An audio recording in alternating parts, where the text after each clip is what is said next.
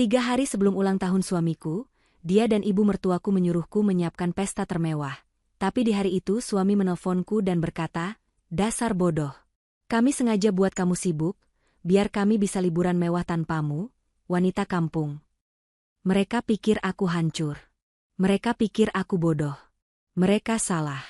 Kejutan ulang tahun yang sebenarnya, baru saja aku mulai. Sebelum ceritanya dimulai, silahkan tulis di kolom komentar dari daerah mana saja teman-teman yang menonton cerita ini. Jangan lupa like dan subscribe agar channel ini bisa semakin berkembang dan bisa mempersembahkan cerita yang lebih menarik lagi. Udara pagi terasa sejuk saat Salsa, dengan hijab sederhana yang serasi dengan pakaian rumahnya, sedang merapikan catatan keuangannya.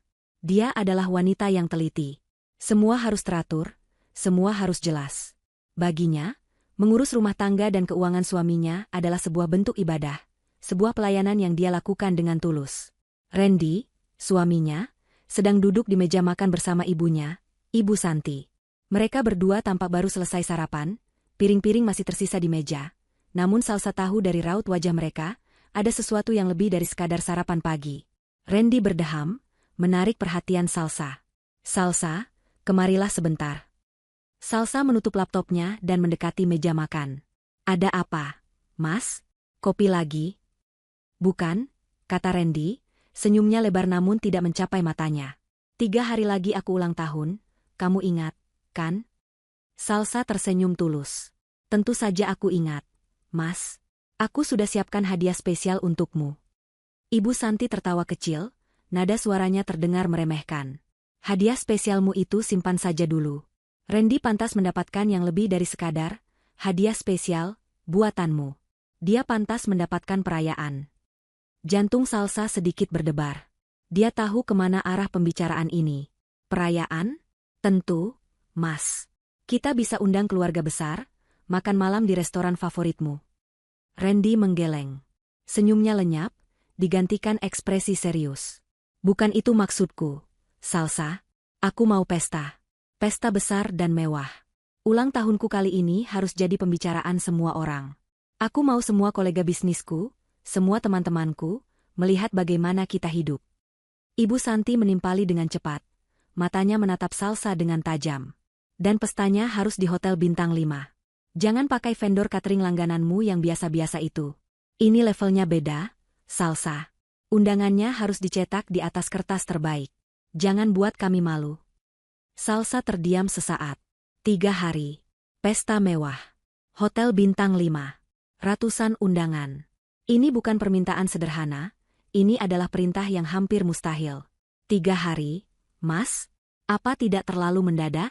Mengurus pesta sebesar itu butuh waktu. "Makanya aku bilang sekarang," potong Randy, nadanya mulai meninggi.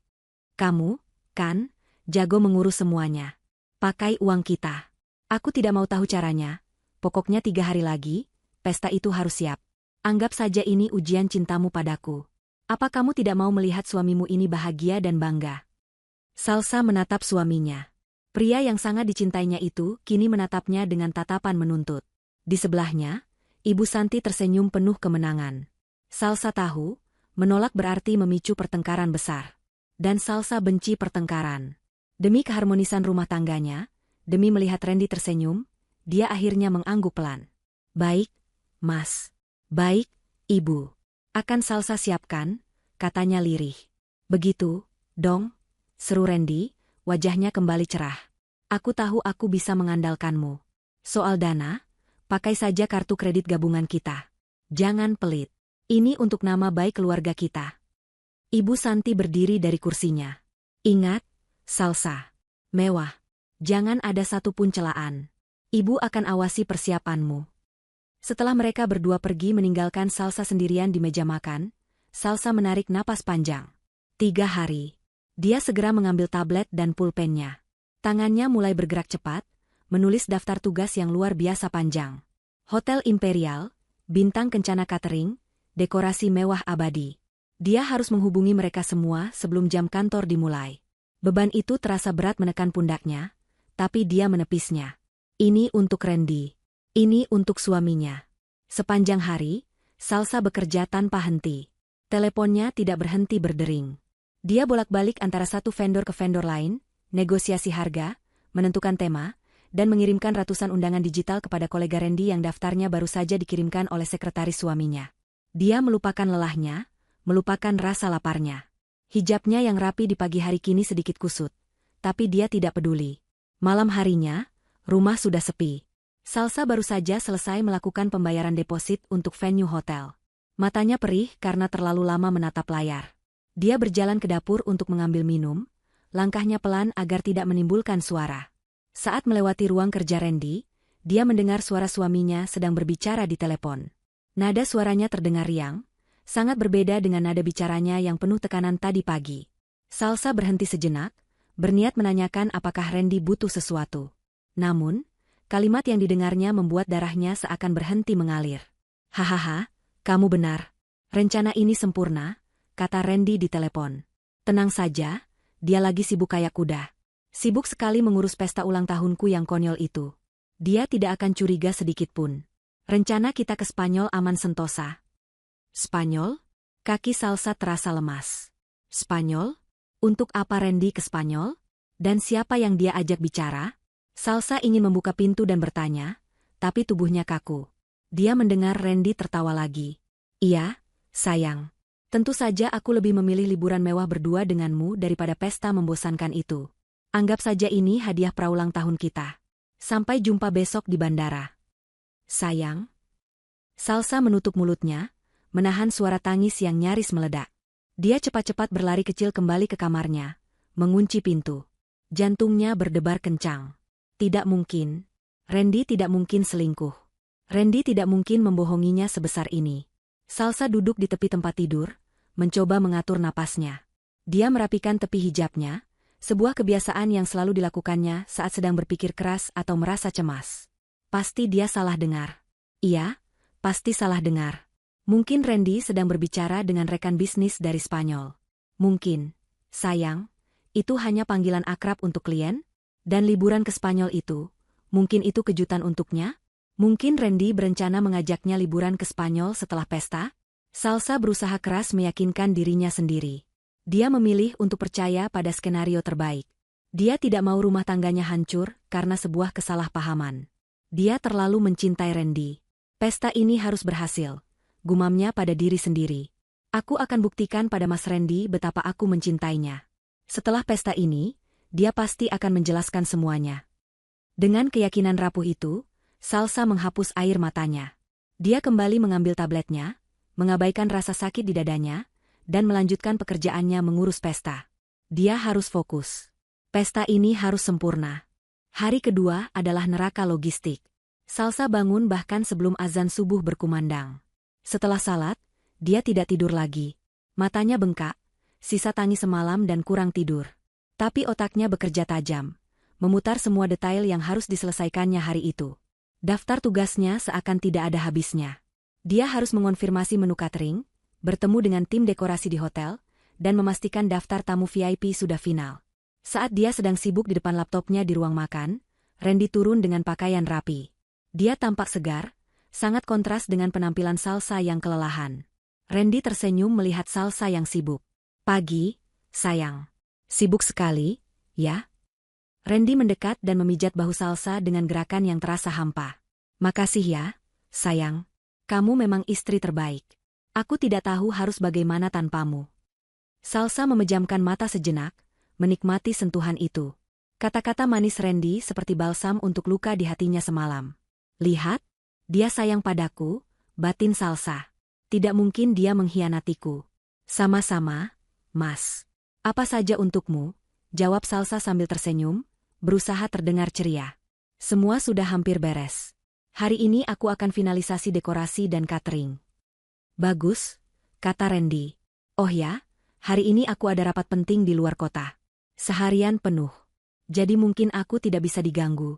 Kamu urus semuanya, ya? Percayakan semua padamu. Di luar kota? Tanya Salsa, sedikit kecewa. Dia berharap Randy menemaninya bertemu vendor.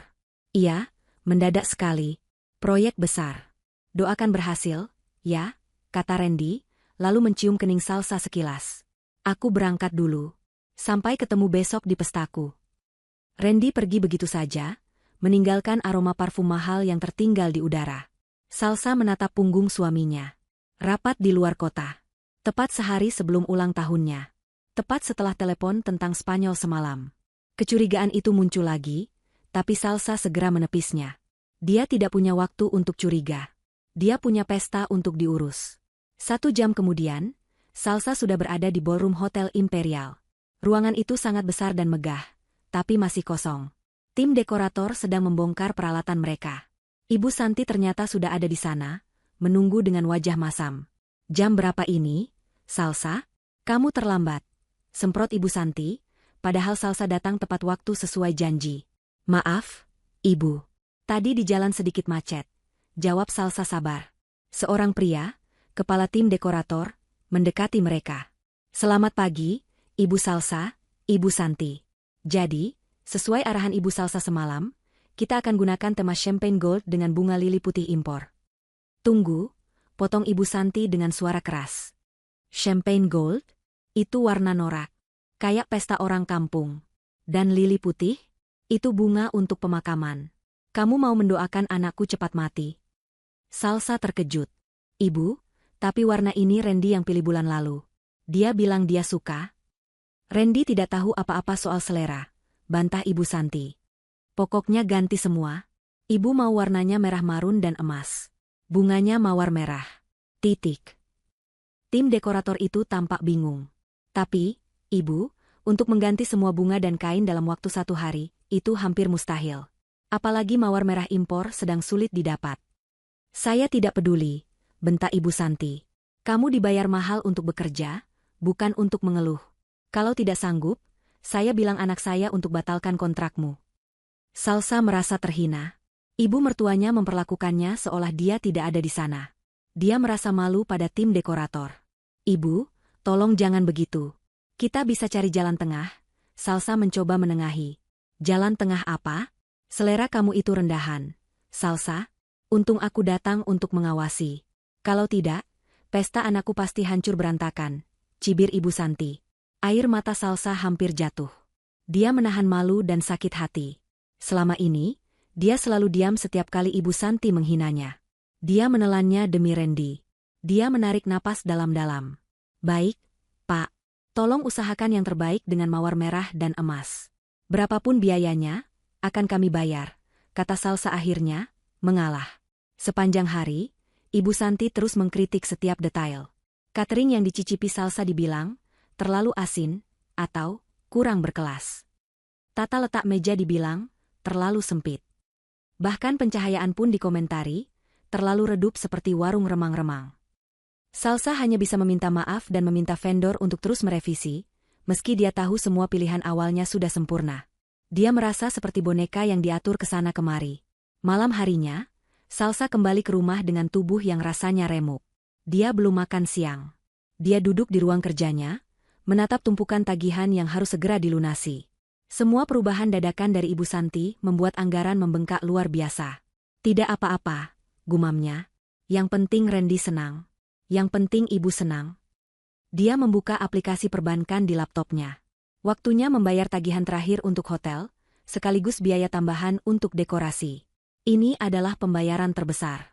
Dia memasukkan detail kartu kredit gabungan mereka, kartu yang Randy bilang bisa dipakai sepuasnya. Dia mengklik tombol, bayar. Semenit kemudian, sebuah notifikasi muncul di layar. Transaksi ditolak. Salsa mengerutkan kening. Aneh. Dia mencoba lagi. Transaksi ditolak. Silakan hubungi bank Anda. Jantung Salsa mulai berdebar tidak karuan. Ini tidak mungkin. Dia tahu persis limit kartu itu masih sangat banyak. Dia yang selalu memantau penggunaannya. Kecuali, Salsa mencoba menelepon Randy.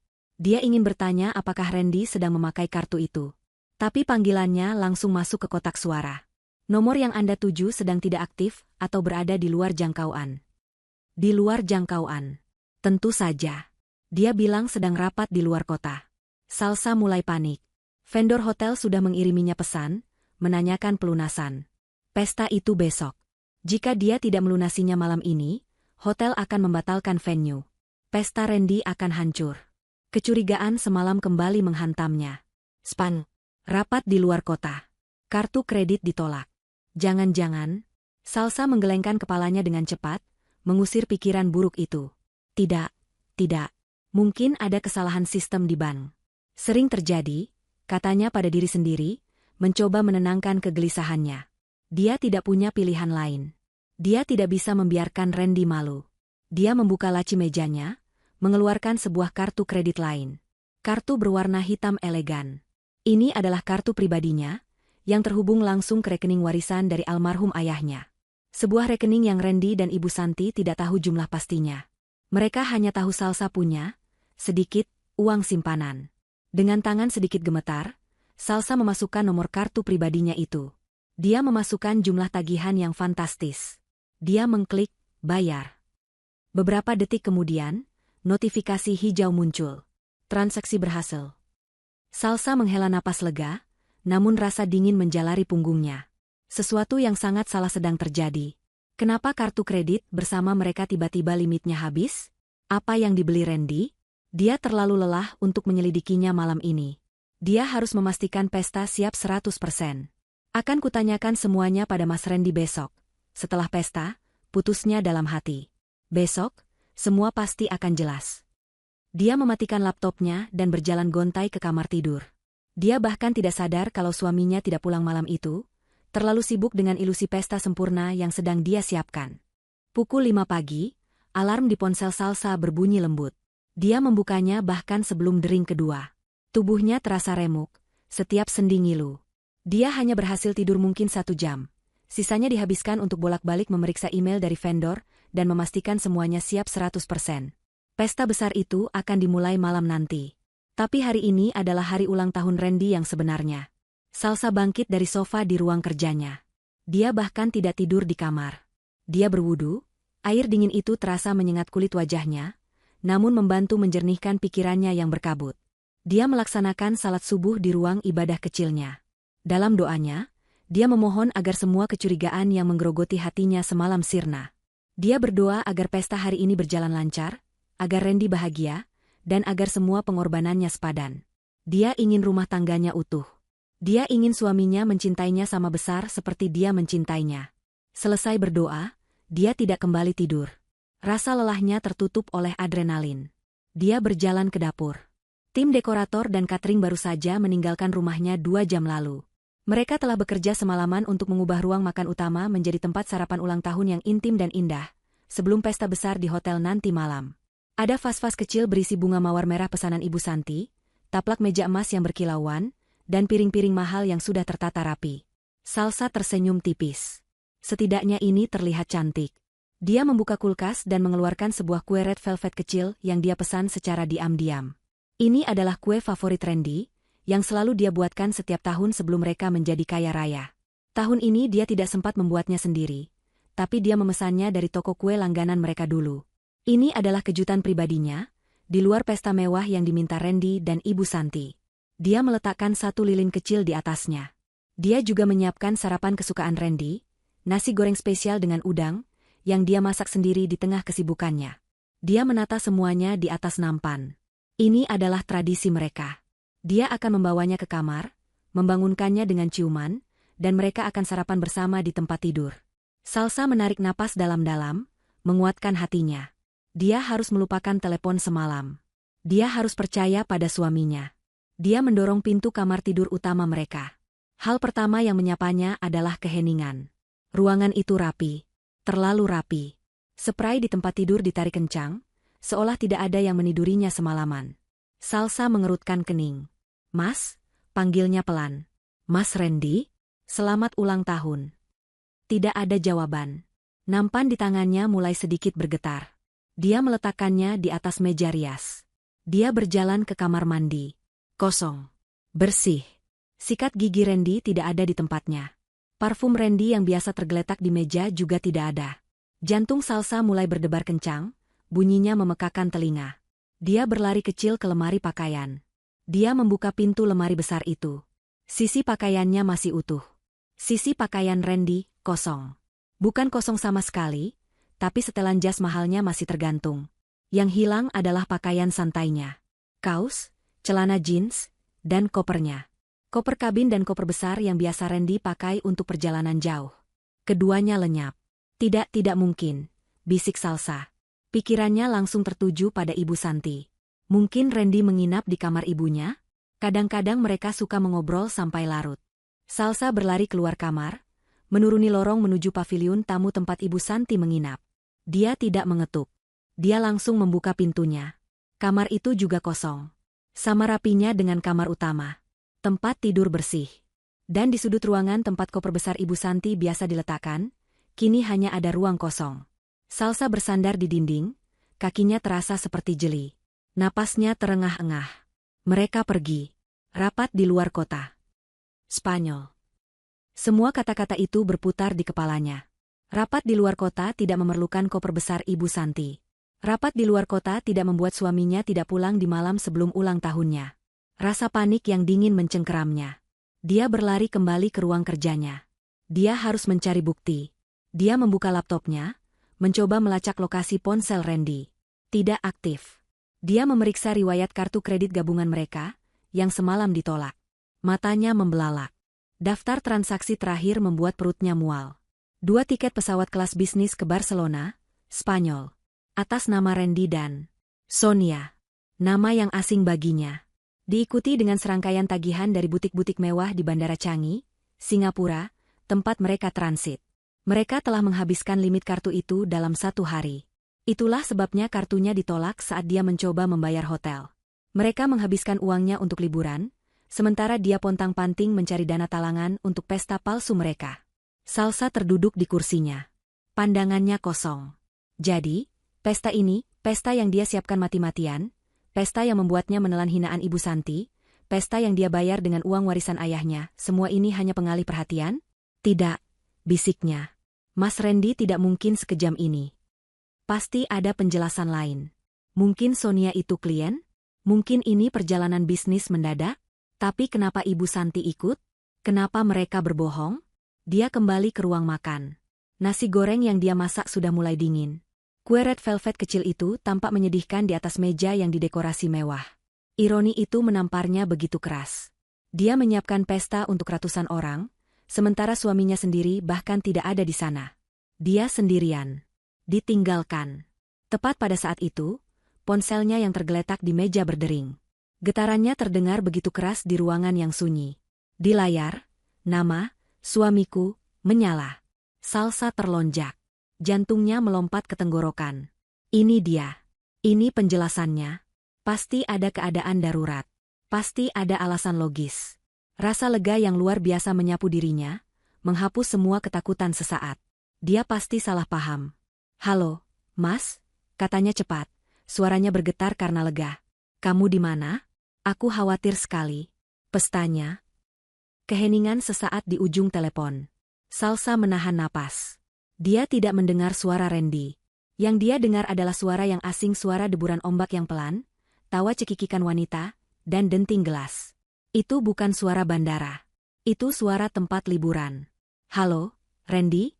ulang Salsa, rasa paniknya kembali dengan kekuatan penuh. Lalu, suara yang dia kenali tertawa. Bukan Randy. Itu suara Ibu Santi, nyaring dan penuh cemoohan. "Hahaha, Salsa bodoh. Kamu benar-benar siapkan pesta? Ya ampun, kamu bodoh sekali." Darah Salsa seakan membeku. Dia tidak bisa berbicara. "Lagi di mana dia, Bu?" Suara wanita lain terdengar, suara yang muda dan manja. Salsa menduga ini adalah Sonia, nama yang tertera di tiket. Pasti lagi di rumah sendirian, kayak pembantu, nungguin juragan pulang. Kasihan. "Makasih ya, Mbak Salsa, sudah sibuk," lanjut Sonia. Nada suaranya dibuat-buat manis namun penuh racun.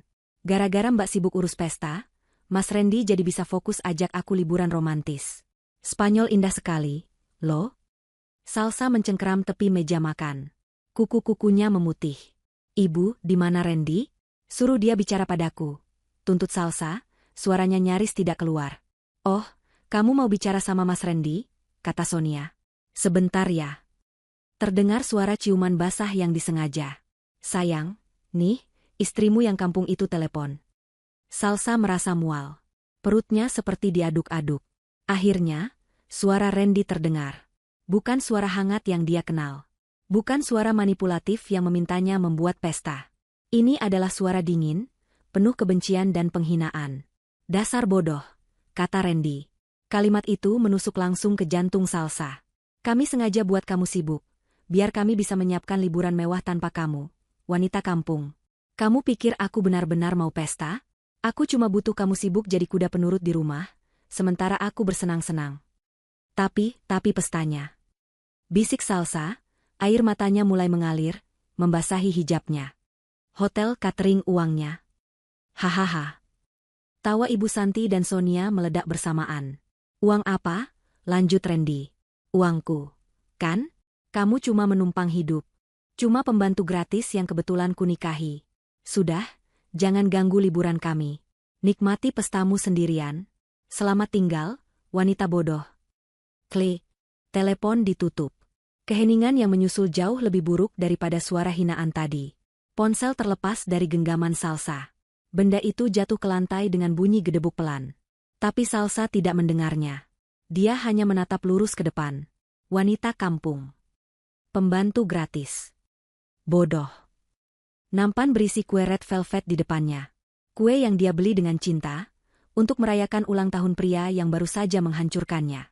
Dengan gerakan lambat, seolah tubuhnya bukan miliknya, Salsa mengulurkan tangan. Tapi bukan untuk mengambil kue itu. Dia menyapu meja. Praaang. Piring-piring mahal pecah berantakan. Nasi goreng tumpah. Gelas-gelas kristal hancur berkeping-keping. Kue itu terlempar dan membentur dinding, meninggalkan noda merah marun seperti darah. Salsa menjerit. Jeritan panjang penuh kesakitan, kemarahan, dan penghinaan yang tak tertahankan. Dia merosot ke lantai, di antara pecahan beling dan makanan yang terbuang sia-sia. Dia menangis. Dia menangis sejadi-jadinya, menumpahkan semua sakit hati yang dia tahan selama bertahun-tahun. Hinaan Ibu Santi yang dia telan bulat-bulat. Sikap Randy yang sering meremehkannya tapi selalu dia maafkan atas nama cinta. Semua pengorbanannya terasa sia-sia. Dia merasa kotor. Dia merasa seperti orang paling bodoh di dunia. Dia telah dibohongi. Dia telah dimanfaatkan. Mereka tidak hanya mengambil uangnya. Mereka mengambil harga dirinya. Dia duduk di lantai, di tengah kekacauan itu, untuk waktu yang sangat lama. Matahari mulai naik, sinarnya menerobos jendela ruang makan, menerangi kehancuran di sekitarnya. Pesta mewahnya di hotel, yang dia bayar lunas dengan uang warisan ayahnya, akan dimulai dalam beberapa jam. Pesta untuk hantu. Air matanya mulai mengering. Rasa sakit yang membara di dadanya tidak hilang, tapi mulai berubah bentuk. Dari api yang panas membakar, menjadi es yang dingin dan tajam. Dia teringat sesuatu. Transaksi di laptopnya. Transaksi berhasil. Dia telah membayar puluhan, mungkin ratusan juta, untuk pesta ini. Uang dari ayahnya. Uang yang ayahnya kumpulkan seumur hidup untuk menjamin kebahagiaannya. Dan dia menggunakannya untuk pesta palsu yang dirancang untuk menghinanya. Dan mereka, Randy, Ibu Santi, dan wanita bernama Sonia itu, mereka sedang berlibur di Spanyol. Mereka tertawa, minum-minum, dan berbelanja. Mereka pasti berpikir mereka telah berhasil menipunya. Mereka berpikir dia adalah wanita kampung bodoh yang tidak berdaya. Salsa mengepalkan tangannya. Pecahan beling kecil menusuk telapaknya, tapi dia tidak merasakan sakit. Wanita kampung, bisiknya, suaranya serak karena menangis. Dia menatap noda merah di dinding. Spanyol, ya? Perlahan, dengan tekad yang baru ditemukannya, Salsa berdiri. Kakinya gemetar, tapi punggungnya tegak. Dia merapikan hijabnya yang basah oleh air mata. Matanya tidak lagi menunjukkan kesedihan. Yang ada hanya kekosongan yang dingin dan kalkulasi yang tajam. Mari kita lihat, katanya pada ruangan yang kosong itu. Dia berjalan, menginjak pecahan beling tanpa peduli, melewati nasi goreng yang tumpah, dan keluar dari ruang makan yang hancur itu. Dia tidak berjalan ke kamar tidurnya untuk menangis lagi. Dia berjalan lurus menuju ruang kerjanya. Salsa masuk ke ruang kerjanya dan mengunci pintu. Ruangan itu adalah satu-satunya tempat di rumah yang terasa seperti miliknya, diisi dengan buku-buku lama peninggalan ayahnya, dan sebuah meja kayu jati yang kokoh. Dia berdiri di depan cermin sejenak. Wajahnya sembab, matanya merah, hijabnya basah dan kusut. Dia adalah gambaran seorang wanita yang hancur hati. Tapi matanya bercerita lain. Di balik kesedihan itu, ada kilatan baja yang dingin, sesuatu yang baru saja ditempa dalam api penghinaan. Dia duduk di kursi kerjanya, mengabaikan getaran dari ponselnya di atas meja. Pasti vendor-vendor pesta mulai mengonfirmasi persiapan akhir. Dia menggeser ponsel itu menjauh. Dia membuka laptopnya. Bukan laptop yang biasa dia pakai untuk urusan rumah tangga, tapi laptop pribadi berwarna hitam tipis yang selalu terkunci di laci mejanya. Ini adalah warisan dari ayahnya, sama seperti semua hal lain yang akan dia temukan. Randy dan Ibu Santi selalu tahu Salsa berasal dari keluarga yang lumayan. Mereka tahu ayah Salsa memiliki bisnis kecil di luar kota. Mereka menerima Salsa karena dia penurut, berpendidikan, dan dianggap akan menjadi istri yang patuh dan bisa diatur. Mereka tidak pernah bertanya lebih jauh. Salsa, karena cintanya, tidak pernah menceritakan lebih. Dia hidup sederhana, menyesuaikan diri dengan gaya hidup Randy, membiarkan suaminya merasa sebagai kepala keluarga yang hebat dan pencari nafkah utama. Dia membiarkan Ibu Santi menghinanya sebagai menantu yang tidak selevel dengan kesuksesan Randy. Betapa bodohnya dia. Betapa bodohnya mereka. Salsa memasukkan serangkaian kata sandi yang rumit. Layar laptopnya menyala, menampilkan portal yang aman. Ini bukan aplikasi perbankan biasa. Ini adalah portal manajemen aset pribadi. Dia mengklik rekening utamanya. Angka yang muncul di sana cukup untuk membeli hotel tempat Randy seharusnya berpesta, bukan hanya menyewanya. Tapi bukan uang tunai itu yang penting. Dia membuka folder yang terenkripsi dengan nama Amanat Ayah. Di dalamnya ada puluhan dokumen legal, akta perusahaan, dan bagan struktur organisasi yang rumit. Ayah Salsa, pria pendiam yang selalu diremehkan Randy sebagai pedagang tua, ternyata adalah seorang jenius investasi. Dia tidak meninggalkan bisnis kecil. Dia meninggalkan sebuah perusahaan induk, sebuah holding company dengan puluhan anak perusahaan yang bergerak di bidang properti, agribisnis, dan teknologi. Jari-jari Salsa bergerak lincah di atas keyboard. Dia mengetik nama perusahaan tempat Randy bekerja, PT Jaya Mandiri Perkasa. Nama yang selalu Randy sebut dengan penuh kebanggaan. Nama yang memberinya gelar, Direktur Utama, yang selalu dipamerkan Ibu Santi ke semua teman arisannya. Nama itu muncul. PT Jaya Mandiri Perkasa. Tercatat sebagai anak perusahaan, divisi properti, kepemilikan saham, 98%. Dan di bawahnya, nama pemilik saham utama perusahaan induk, Salsa Amelia binti Abdullah. Napas Salsa tercekat. Jadi, Randy bukan direktur utama karena kehebatannya. Dia bukan pemilik. Dia bahkan bukan mitra. Dia hanyalah seorang karyawan. Seorang manajer yang ditempatkan di sana. Salsa teringat percakapannya dengan ayahnya seminggu sebelum pernikahan. Ayah sudah siapkan pekerjaan bagus untuk Randy. Nak, kata ayahnya waktu itu. Posisi yang bagus di perusahaan kawan ayah. Supaya dia bisa menjagamu dengan baik, supaya dia merasa bangga sebagai suami. Kawan ayah. Ayahnya tidak berbohong. Randy memang bekerja di perusahaan, kawan ayahnya. Kawan ayahnya itu adalah ayahnya sendiri. Posisi itu adalah hadiah pernikahan. Seluruh karir Randy, seluruh kebanggaan dirinya, semua fasilitas yang dia nikmati, adalah pemberian. Pemberian dari keluarga, wanita kampung, yang baru saja dia hina. Salsa bergerak cepat. Dia memeriksa aset lainnya. Rumah mewah yang mereka tinggali, dibeli lunas 2 minggu sebelum akad nikah, atas nama Salsa Amelia. Mobil sport yang Randy pakai, aset perusahaan, terdaftar atas nama PT Jaya Mandiri Perkasa. Mobil SUV mewah yang Ibu Santi pakai, juga aset perusahaan. Pembantu gratis, gumam Salsa. Menumpang hidup. Lalu dia memeriksa detail kartu kredit. Kartu yang Randy pakai untuk berlibur ke Spanyol. Kartu yang ditolak semalam saat dia ingin membayar hotel. Seperti yang sudah dia duga, itu bukan kartu gabungan. Itu adalah kartu kredit utamanya, Black Card atas nama Salsa Amelia. Randy dan Ibu Santi hanya memegang kartu tambahan. Mereka tidak memiliki akses ke rekeningnya, tapi mereka memiliki akses tak terbatas untuk menghabiskan uangnya. Dan mereka baru saja menghabiskannya. Dia melihat rincian tagihan yang membuat perutnya mual. Tiket kelas bisnis ke Barcelona. Transaksi di butik mewah di Singapura.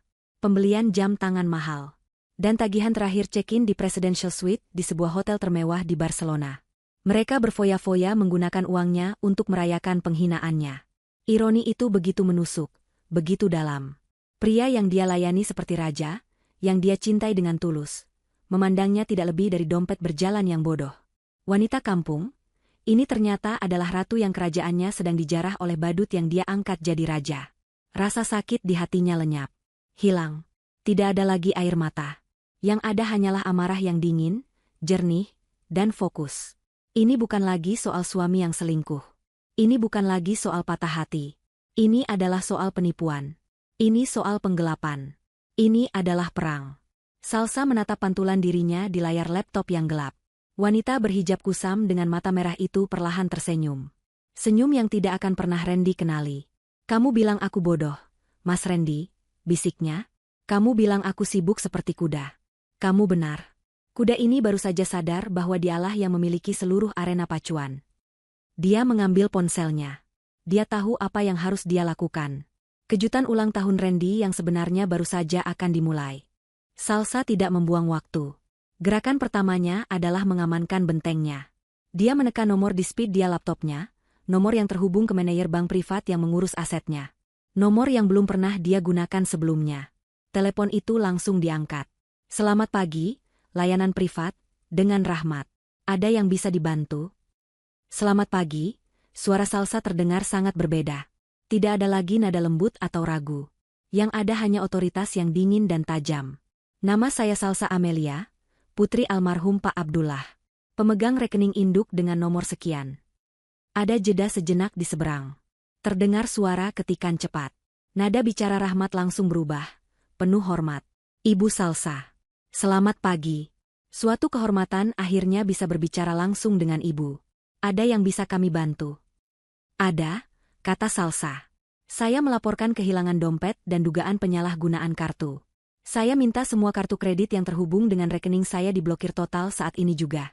Detik ini juga." "Baik, Ibu. Kami proses."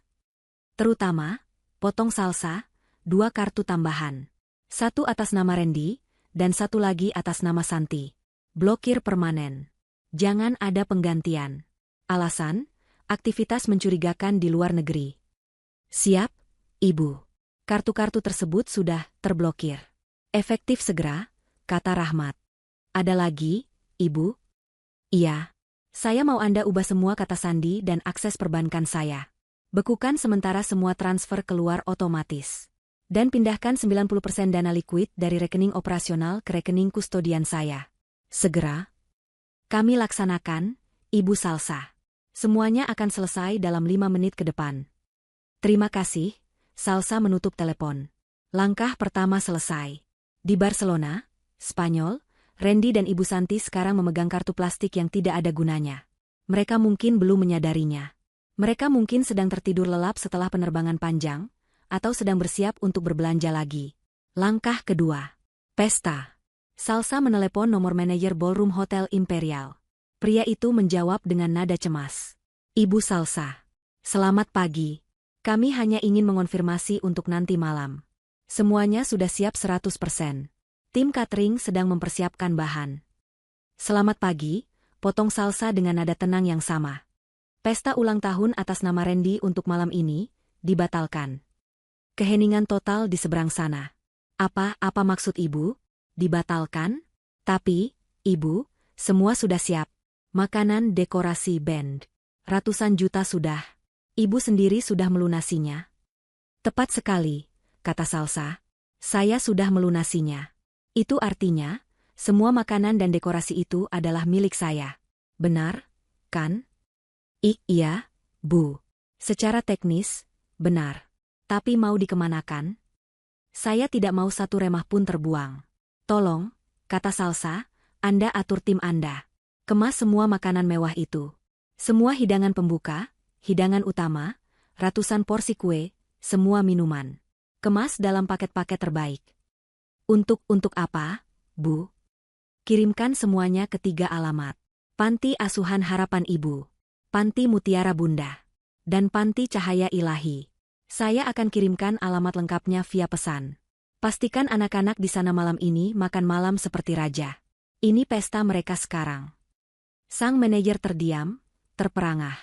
Dia sudah bekerja di industri perhotelan selama 20 tahun, dan belum pernah mendengar permintaan seperti ini. Ibu serius? Sangat serius. Biaya pengemasan dan transportasi, tagihkan ke saya. Dan pastikan Anda mengirimkannya atas nama hamba Allah. Bukan nama saya. Bukan nama Randy. Apakah jelas? Jelas, Ibu Salsa. Sangat jelas. Kami akan laksanakan perintah Ibu. Ini perbuatan yang sangat mulia, Ibu. Bukan mulia. Ini hanya pembersihan, kata Salsa datar, lalu menutup telepon. Dia membayangkan wajah Randy jika dia tahu pesta kemewahannya yang dia pakai untuk menghina istrinya, kini dinikmati oleh anak-anak yatim piatu. Langkah ketiga. Yang paling penting. Salsa membuka kembali folder, amanat ayah. Dia mencari satu nama. Firma hukum tertua dan paling disegani di negara itu. Dia menekan nomor telepon utamanya. Selamat pagi, firma hukum Anjasmara dan rekan. Selamat pagi. Saya ingin berbicara dengan Pak Anjasmara Senior. Mohon maaf, Pak Anjasmara sedang dalam rapat. Ini dengan siapa? Bilang padanya, ini Salsa. Putri almarhum Abdullah. Hanya dalam 10 detik, suara berat dan berwibawa terdengar di telepon. Nona Salsa? Akhirnya. Saya Anjasmara. Ayah Anda adalah sahabat terbaik saya. Kami sudah menunggu panggilan Anda selama bertahun-tahun sejak beliau wafat. Apa yang bisa saya bantu? Salsa menarik napas panjang. Inilah saatnya. Selamat pagi, Om Anjas, katanya, menggunakan panggilan akrab yang ayahnya ajarkan dulu. Saya harap Om ada waktu hari ini. Saya butuh 2 hal. Pertama, saya mau surat gugatan cerai. Sudah saya duga hari ini akan tiba, kata Pak Anjasmara, suaranya terdengar sedih namun tegas. Alasannya? Perselingkuhan, penipuan, dan kekerasan verbal, kata Salsa. Saya punya bukti tiket pesawat, rekaman telepon hinaan, dan transaksi kartu kredit. Luar biasa. Akan kami siapkan. Yang kedua, kata Salsa, matanya menatap bagan perusahaan di layarnya. Saya mau mengambil alih kembali kendali penuh perusahaan induk saya. Saya mau audit total di semua anak perusahaan, terutama PT Jaya Mandiri Perkasa. Saya curiga direktur utamanya saat ini, Randy, telah melakukan penggelapan dana perusahaan untuk kepentingan pribadi dan liburan mewah dengan selingkuhannya. Ada keheningan yang berat. Lalu Pak Anjasmara tertawa pelan. Tawa yang terdengar seperti singa tua yang siap berburu. Nona Salsa, ayah Anda akan sangat bangga. Rapat Dewan Direksi luar biasa akan saya siapkan besok pagi. Dan surat pemecatan tidak hormat untuk Randy, akan siap di meja saya siang ini. Selamat datang kembali, Nona Direktur Utama. Satu lagi, Om. Ya? Siapkan surat perintah pengosongan rumah. Rumah yang saya tinggali adalah aset pribadi saya. Saya ingin rumah itu kosong dari barang-barang Randy dan ibunya saat saya kembali. Dengan senang hati. Ketika Salsa menutup telepon, hari baru saja menjelang siang. Dia merasa lelah, tetapi juga ringan. Di Barcelona, Randy dan Sonia mungkin baru saja selesai sarapan mewah mereka, tidak tahu bahwa kartu kredit mereka sudah menjadi plastik tak berguna. Mereka tidak tahu bahwa pesta yang mereka tertawakan telah dibatalkan. Mereka tidak tahu bahwa pekerjaan, rumah, dan mobil yang mereka pamerkan akan segera lenyap. Salsa tersenyum sinis. Selamat menikmati makan siangmu, Mas Randy, bisiknya. Makanlah yang banyak. Karena itu akan jadi makanan mewah terakhirmu yang gratis. Dia kemudian bangkit, berjalan ke kamar mandi, dan menyalakan air panas. Dia butuh mandi air hangat yang lama sebelum pergi ke salon. Dia harus terlihat sempurna untuk rapat Dewan Direksi pertamanya besok. 3 hari terasa seperti mimpi bagi Randy, Ibu Santi, dan Sonia. Mereka hidup dalam kemewahan yang membutakan. Presidential Suite di hotel itu lebih besar dari rumah mereka di Jakarta, dengan pemandangan langsung ke Laut Mediterania. Hari pertama dihabiskan untuk tidur, memulihkan diri dari penerbangan, dan memesan layanan kamar yang harganya selangit. Mereka tertawa-tawa di balkon, bersulang dengan sampahnya termahal.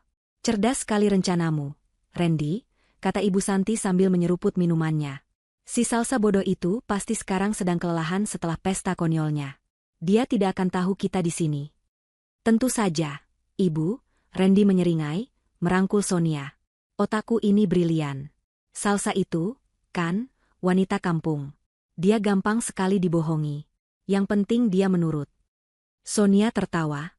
Aku tidak habis pikir kamu bisa tahan menikah dengannya selama itu, sayang. Dia sangat membosankan. Lihat hijabnya yang kaku itu. Tidak modis sama sekali. Sabar, sayang, kata Randy, mencium pipi Sonia. Setelah aku menguasai penuh perusahaan warisan ayahnya, dia pasti akan kutendang. Untuk sekarang, kita nikmati saja uangnya. Hari kedua, mereka berbelanja. Mereka menyusuri Passeig de Gracia, jalanan yang dipenuhi butik-butik desainer ternama. Randy menggunakan kartu hitam Salsa tanpa berkedip. Tas, sepatu, jam tangan. Setiap kali kartu itu digesek dan berhasil, kesombongan mereka semakin memuncak. Mereka menertawakan Salsa, membayangkan betapa menyedihkannya hidup wanita itu, yang hanya sibuk mengurus rumah dan pesta. Mereka tidak tahu bahwa di belahan dunia lain, nasib mereka sedang ditulis ulang. Hari ketiga. Inilah puncaknya. Setelah sarapan mewah di kamar, Sonia merajuk. Sayang, aku lihat kalung berlian di toko kemarin. Aku mau itu. Sebagai hadiah karena sudah menemanimu ke sini. Randy, yang merasa seperti raja dunia, tertawa. Apapun untukmu, sayang. Mereka berjalan santai ke toko perhiasan mewah. Kalung itu sudah dipajang, berkilauan di bawah cahaya lampu. Harganya membuat mata Ibu Santi terbelalak. Tapi Randy hanya tersenyum angkuh. Bungkus, katanya. Dia menyerahkan kartu hitam itu kepada pelayan toko. Pelayan itu tersenyum hormat dan membawanya ke mesin. Beberapa saat kemudian, pelayan itu kembali dengan raut wajah bingung. Maaf, Tuan, transaksinya ditolak. Senyum Randy membeku. Apa? Tidak mungkin. Coba lagi. Mesin kalian pasti rusak. Pelayan itu mencoba lagi. Masih ditolak, Tuan. Keterangannya, hubungi bank. Konyol, bentak Randy, mulai merasa malu. Sonia menatapnya dengan pandangan menuntut. Ini kartu unlimited. Mungkin ada masalah keamanan karena kita di luar negeri, kata Ibu Santi, mencoba menenangkan. Coba pakai kartuku, Randy. Ibu Santi menyerahkan kartu tambahannya. Randy memberikannya pada pelayan. Coba yang ini. Pelayan itu menggeseknya. Ditolak juga, Ibu. Keterangannya, kartu diblokir. Wajah Randy mulai pucat. Diblokir? Kenapa diblokir? Sonia menyilangkan tangan di depan dada, wajahnya kesal. Jadi kita tidak jadi beli kalungnya? Katamu kamu kaya raya. Tentu saja aku kaya, desis Randy. Dia menarik tangan ibu dan selingkuhannya keluar dari toko, menahan malu. Pasti si Salsa bodoh itu lupa bayar tagihan atau apa. Tidak becus mengurus apa-apa. Mereka kembali ke hotel dengan perasaan tidak enak. Sialnya, saat mereka melintasi lobi, manajer hotel yang selalu ramah, kini mencegat mereka dengan wajah serius. Di belakangnya berdiri dua petugas keamanan hotel. Selamat siang, Tuan Randy, kata manajer itu dengan nada resmi. Mohon maaf, ada sedikit masalah dengan pembayaran Anda. Jantung Randy serasa jatuh ke perut. Masalah apa? Saya sudah berikan kartu saya saat check-in. Benar, Tuan. Tapi pagi ini, pihak bank membatalkan otorisasi prabayar pada kartu Anda. Sistem kami menunjukkan kartu tersebut telah diblokir permanen atas permintaan pemilik utama. Pemilik utama? Ulang Randy, bingung. Saya pemiliknya. Manajer itu menggeleng. Data kami menunjukkan pemilik utama kartu ini adalah seorang wanita bernama Salsa Amelia. Dan karena otorisasi dibatalkan, kami terpaksa meminta Anda untuk segera melunasi tagihan kamar Anda yang sudah berjalan selama 3 hari, ditambah semua layanan kamar dan biaya lainnya. Manajer itu menyodorkan selembar kertas. Randy melihat angka di bagian bawah. Ratusan juta rupiah. Ini pasti kesalahan, teriak Randy. Panggil istri saya. Dia yang mengurus ini. Kami sudah mencoba menghubungi nomor yang terdaftar di reservasi, tapi tidak aktif, kata manajer itu. Kami butuh pembayaran sekarang, Tuan. Tunai atau dengan kartu lain yang valid. Tangan Randy gemetar. Dia mengeluarkan kartu debit dari dompetnya. Kartu gajinya. Pakai ini. Manajer itu menggeseknya di mesin portabel. Ditolak, Tuan. Saldo tidak mencukupi. Tidak mungkin. Randy panik. Gaji direktur utamanya selalu masuk tanggal segini. Sonia mulai terlihat ketakutan. Randy, ada apa ini? Kamu punya uang, kan? Tentu saja aku punya, bentak Randy. Dia menatap ibunya. Ibu punya simpanan, kan? Ibu Santi memegangi tasnya erat. Uang ibu di Jakarta. Mana ibu bawa uang tunai sebanyak itu? Tuan Randy, kata manajer itu, kesabarannya habis. Jika Anda tidak bisa membayar, kami terpaksa menahan paspor Anda dan barang bawaan Anda, dan kami akan memanggil polisi. Polisi. Kata itu menghantam mereka seperti palu godam. Terjebak di negara asing, tanpa uang, dan dituduh menipu hotel. Tunggu, teriak Randy. Dia merogoh ponselnya. Arogansinya lenyap, digantikan teror murni. Dia harus menghubungi Salsa. Hanya Salsa yang bisa memperbaikinya. Dia pasti salah paham. Dia menekan nomor Salsa. Panggilan itu langsung dialihkan ke kotak suara. Sial, kenapa tidak aktif? Dia mencoba lagi. Kotak suara. Lagi. Kotak suara. Ibu. Coba telepon pakai HP ibu. Ibu Santi menelepon. Hasilnya sama. Tidak diangkat. Randy, dia tidak mengangkat telepon ibu. Wanita bodoh itu. Dia sengaja, teriak Randy, putus asa. Dia mencoba lagi. Dan lagi. Dan lagi. Dia menekan tombol panggil berulang kali, seperti orang gila. Ibu Santi juga melakukan hal yang sama. Sonia hanya berdiri mematung, wajahnya pucat pasi, menyadari dia telah bertaruh pada kuda yang salah. Di lobi hotel mewah itu, Randy dan Ibu Santi terus-menerus menelepon satu nomor yang sama.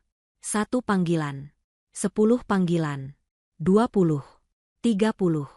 50 panggilan tak terjawab. Mereka menjadi tontonan tamu hotel lainnya. 2 orang yang tadinya angkuh, kini terlihat menyedihkan dan putus asa. Dia tidak menjawab. Randy, pekik Ibu Santi, nyaris histeris. Bagaimana ini? Kita akan dipenjara di sini. Ribuan kilometer jauhnya, di Jakarta, Salsa sama sekali tidak mendengar rentetan panggilan putus asa itu. Ponsel pribadinya dia setel dalam mode senyap, tergeletak di samping tas tangan kulitnya. Dia sedang berada di tempat yang sangat jauh dari bayangan Randy. Dia tidak sedang menangis di kamar. Dia tidak sedang meratapi nasib di dapur. Salsa sedang duduk di kursi utama sebuah ruang rapat raksasa di lantai 40 sebuah gedung pencakar langit. Ini adalah kantor pusat perusahaan induk milik ayahnya. Penampilannya telah berubah total. Tidak ada lagi daster rumah atau hijab satin sederhana. Hari ini, dia mengenakan setelan blazer dan celana panjang berwarna biru tua yang dijahit sempurna, dipadukan dengan kemeja putih bersih.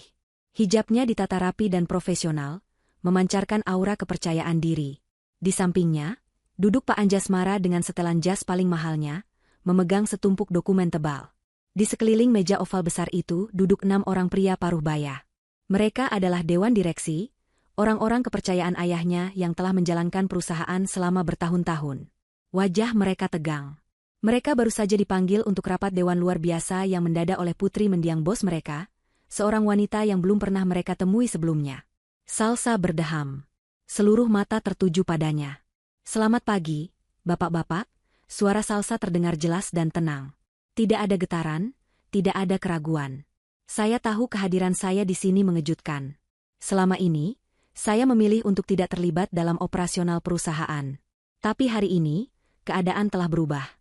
Perkenalkan, lanjutnya, saya Salsa Amelia, putri almarhum Abdullah, dan pemegang saham pengendali perusahaan ini. Dia mengangguk ke arah Pak Anjasmara. Pengacara tua itu berdiri. Sesuai instruksi Ibu Salsa, kata Pak Anjasmara, kami telah melakukan audit kilat selama 2 hari terakhir terhadap salah satu anak perusahaan kita, PT Jaya Mandiri Perkasa. Nama itu membuat beberapa anggota dewan terkejut. Itu adalah perusahaan properti yang sedang naik daun. Dan hasil temuan kami, lanjut Pak Anjasmara, sangat mengejutkan. Dia membagikan map kepada setiap anggota. Direktur utama PT Jaya Mandiri Perkasa, seorang pria bernama Randy, yang tidak lain adalah suami dari Ibu Salsa, telah menyalahgunakan wewenangnya secara sistematis. Pak Anjasmara memaparkan temuannya satu persatu. Randy tidak hanya menggunakan fasilitas perusahaan untuk kepentingan pribadi. Dia telah menciptakan perusahaan vendor fiktif, menagih biaya renovasi palsu untuk proyek-proyek properti, dan mengalihkan dana jutaan dolar ke rekening pribadi rahasia di luar negeri. Liburannya ke Spanyol, tiket pesawat, jam tangan mewah untuk selingkuhannya, semua itu hanya puncak gunung es. Dia telah merampok perusahaan istrinya sendiri selama bertahun-tahun. Wajah para anggota dewan mengeras. Ini bukan hanya masalah keluarga. Ini adalah kejahatan korporasi yang serius. Pria ini, kata Salsa, mengambil alih pembicaraan, suaranya dingin mematikan, menggunakan uang hasil curiannya dari perusahaan ini untuk membiayai liburan mewah dengan selingkuhannya. Dan pada saat yang sama, dia menghina saya, pemilik perusahaan ini, sebagai wanita kampung bodoh. Ruangan itu hening. Saya tidak akan menolerir pencurian. Saya tidak akan menolerir penghinaan, kata Salsa, menatap lurus ke setiap anggota dewan. Agenda kita hari ini ada 3. Pertama, saya minta persetujuan dewan untuk memberhentikan Randy secara tidak hormat, efektif segera. Kedua, saya minta kita segera mengajukan tuntutan pidana atas penggelapan dana. Ketiga, saya, Salsa Amelia, akan mengambil alih posisi direktur utama di perusahaan induk ini, efektif hari ini. Tidak ada bantahan. Para direksi itu menatap Salsa dengan kekaguman baru. Ini bukan putri manja. Ini adalah putri ayahnya, seorang pebisnis ulung. Mereka memberikan suara setuju secara aklamasi. Rapat selesai.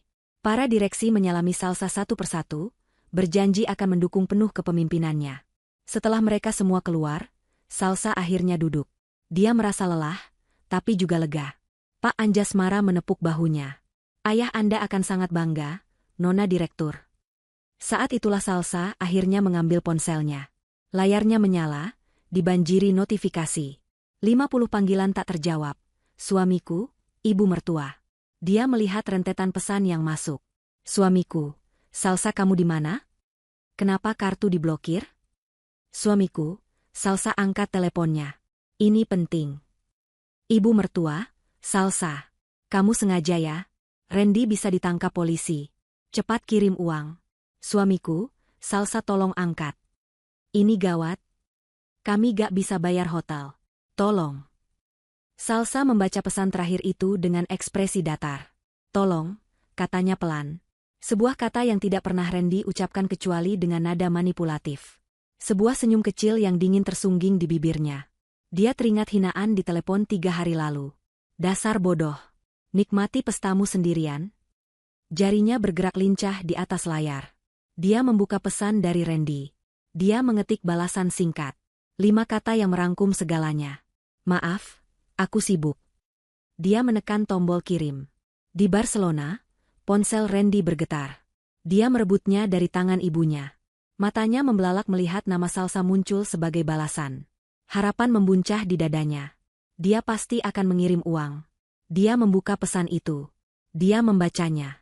Maaf, aku sibuk. Wajahnya pucat pasi. Pesan itu lebih dingin dari tatapan manajer hotel. Itu bukan pesan dari Salsa, istrinya yang penurut. Itu adalah pesan dari seorang hakim yang baru saja menjatuhkan vonis. Dia tahu. Pada saat itu, Randy tahu segalanya sudah berakhir. Tepat saat Randy menatap layar ponselnya dengan nanar, manajer hotel memberi isyarat. 2 petugas Polisi Nasional yang sedari tadi menunggu, melangkah maju. Tuan, kata manajer itu, waktu Anda sudah habis. Silakan ikut kami ke kantor. Pada saat yang bersamaan, notifikasi lain muncul di ponsel Randy. Sebuah email dari kantor. Subjek, pemberitahuan pemutusan hubungan kerja, PHK, tidak hormat. Randy merasa lantai di bawah kakinya runtuh. Ponsel itu terlepas dari tangannya. Dia tidak bisa bernapas. Waktu berjalan seperti dalam mimpi buruk bagi Randy. Tangannya diborgol di belakang punggung. Dia dan ibunya digiring melewati lobi hotel yang mewah, melewati tatapan ingin tahu dan cemoohan para tamu lain. Sonia, yang berdiri membeku beberapa saat, tiba-tiba tersadar. Ini bukan lagi liburan mewah. Ini adalah bencana. Randy, pekiknya, tapi bukan dengan nada khawatir. Nadanya penuh amarah. Kamu bohong. Kamu bilang kamu kaya raya. Kenapa kita jadi gembel di sini? Aku tidak mau ikut campur. Sonia berbalik cepat. Dia tidak berjalan ke arah Randy. Dia berlari ke arah pintu keluar hotel, meninggalkan Randy dan Ibu Santi begitu saja. Dia sadar betul paspornya masih ada di tas tangannya. Kartu kreditnya mungkin sudah diblokir, tapi dia masih punya sedikit uang tunai. Dia tidak akan tenggelam bersama kapal yang karam ini. Randy menatap kepergiannya dengan nanar. Wanita yang dia puji-puji, yang dia belikan barang-barang mewah, meninggalkannya pada kesulitan pertama. Sonia, tunggu, teriak Randy. Tapi dia sudah lenyap di antara keramaian jalanan Barcelona. Anak kurang ajar. Wanita ular. Maki Ibu Santi, air matanya mulai mengalir. Ini semua gara-gara kamu, Randy. Kenapa kamu bisa sebodoh ini? Kenapa kamu tidak pastikan uangnya aman? Diam, Ibu, bentak Randy, rasa takut dan malu bercampur aduk. Ini semua gara-gara Salsa. Dia menjebak kita. Mereka didorong masuk ke dalam mobil polisi. Kantor polisi itu asing, berbau disinfektan, dan semua orang berbicara dalam bahasa yang tidak mereka mengerti. Seorang penerjemah dihadirkan. Manajer hotel menjelaskan duduk perkaranya. Tamu yang menempati Presidential Suite selama 3 hari, menikmati semua fasilitas, dan tidak bisa membayar tagihan ratusan juta. Paspor mereka ditahan. Barang-barang bawaan mereka, semua tas belanjaan berisi barang-barang mewah yang mereka beli dengan kartu salsa, disita oleh pihak hotel sebagai jaminan. Bahkan koper-koper mereka pun ditahan. Yang tersisa hanyalah pakaian yang melekat di badan mereka. Randy mencoba menjelaskan. Dia bilang dia adalah direktur utama perusahaan besar. Dia bilang ini hanya kesalahpahaman. Dia bilang istrinya akan segera mentransfer uang. Polisi mendengarkan, tetapi tatapan mereka dingin. Mereka sudah sering mendengar cerita seperti ini. Karena tagihannya begitu besar, ini dianggap sebagai kasus penipuan serius. Mereka tidak bisa langsung dilepaskan. Mereka ditempatkan di sel tahanan sementara yang dingin dan kotor, bergabung dengan pencopet dan pemabuk jalanan.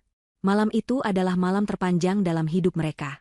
Ibu Santi menangis tanpa henti, meratapi nasibnya. Lantai sel yang dingin membuat tulangnya ngilu. Makanan yang diberikan adalah roti keras dan air. Sangat jauh berbeda dari sampanye dan kaviar yang mereka nikmati beberapa jam sebelumnya. Randy, telepon Salsa lagi. Isa Ibu Santi. Minta maaf. Bersujud padanya. Bilang kita salah. Suruh dia kirim uang. Ponsel kita disita.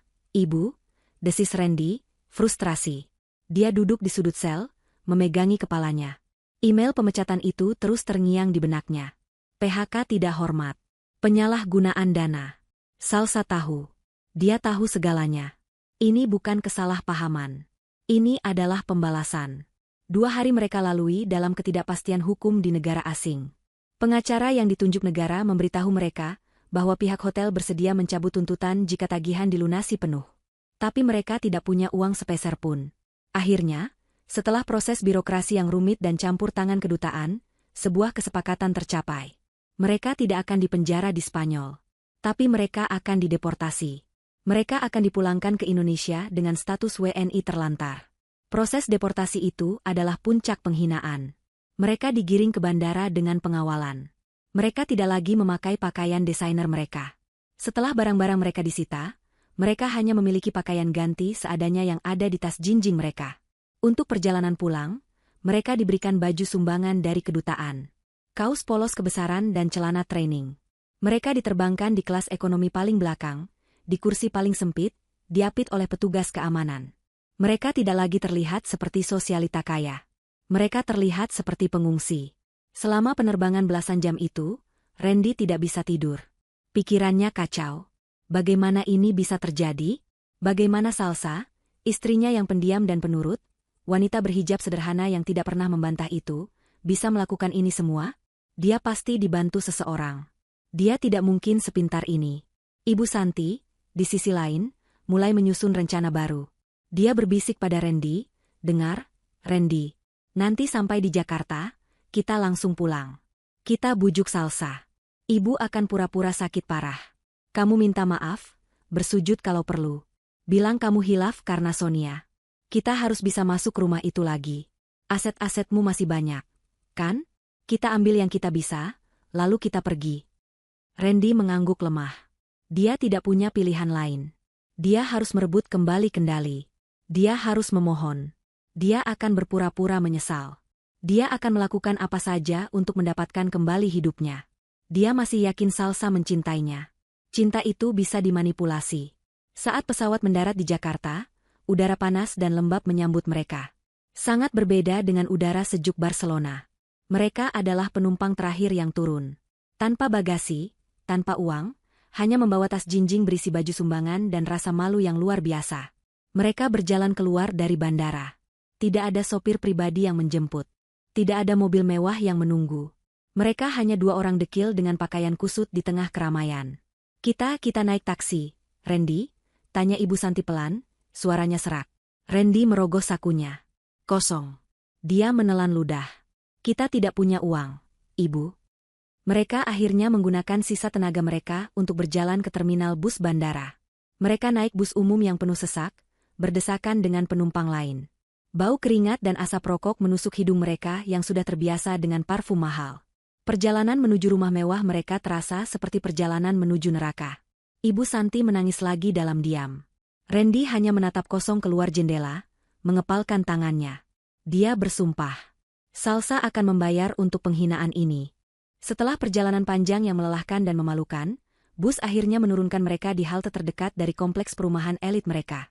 Mereka harus berjalan kaki hampir 1 kilometer di bawah terik matahari sore. Satpam di gerbang perumahan menatap mereka dengan curiga. Pakaian sumbangan mereka yang kotor dan wajah mereka yang kelelahan, membuat mereka terlihat seperti gelandangan. Kami penghuni di sini, kata Randy, mencoba terdengar berwibawa. Rumah nomor 7. Atas nama Randy. Satpam itu mengerutkan kening, memeriksa buku catatannya. Pak Randy, tapi penampilannya? Kami baru saja kena musibah di luar negeri. Biarkan kami masuk, bentak Ibu Santi, tidak sabar. Satpam itu akhirnya membuka gerbang, tapi tatapannya mengikuti mereka penuh selidik. Saat mereka akhirnya tiba di depan rumah mereka, sebuah rumah megah bergaya modern minimalis, mereka berhenti. Ada yang aneh. Gerbangnya terkunci rapat dari luar dengan gembok baru yang besar. Di pilar gerbang, tergantung sebuah spanduk besar yang membuat lutut mereka lemas. Rumah ini dijual. Hubungi firma hukum Anjes Marak Rekan. Apa-apa ini? Bisik Ibu Santi, wajahnya pucat pasi. Dijual? Kenapa rumah kita dijual?